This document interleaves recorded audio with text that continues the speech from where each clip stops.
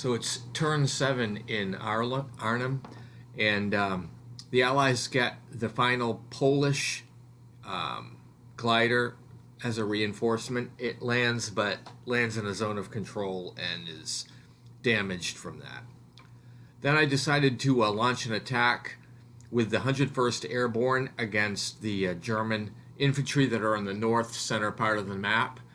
And I brought in some support, and the Germans also used some support, but the end of the matter is that the German unit had to retreat and had no retreat paths. So the German infantry battalion was destroyed, and the 101st Airborne were successful in that attack.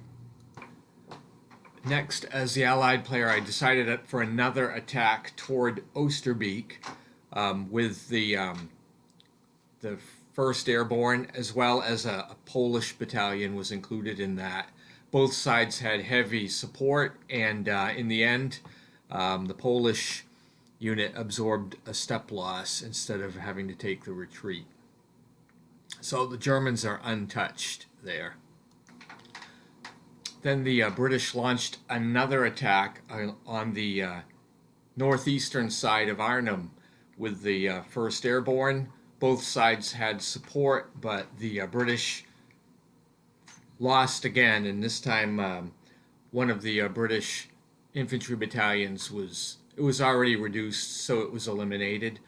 But the effect of all of this is it has taken away the German artillery support. Is all out of action now. Then moving to the Maas River, still trying to get 30 Corps across that bridge, which is now being defended by a German panzer battalion. So I bring in an overwhelming amount of support and ended up having the infantry attack, and I got an exchange result. So both sides take a depletion, and that attack has stalled again. Also, I have the 82nd Airborne engaged with some German infantry just to the west of Nijmegen. And I decided to use a bombardment attack since the Germans don't have anything left for counter battery fire. And this worked out well. I was able to take a step reduction from the German infantry battalion. So that was successful.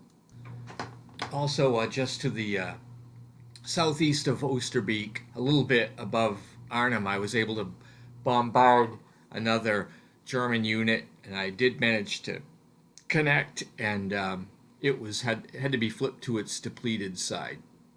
So overall, I made a little bit of progress, but I'm still bogged down as the Allies. And next we'll take a look and see what the Germans do on their part of the turn. The German player gets a couple of reinforcements that come in from the north, and they immediately go after the 101st Airborne up there, and they manage to isolate one of the battalions, and they do launch an attack, but the Americans do have some support, and ends up in an exchange, so both sides deplete a unit, and that pretty much ends it.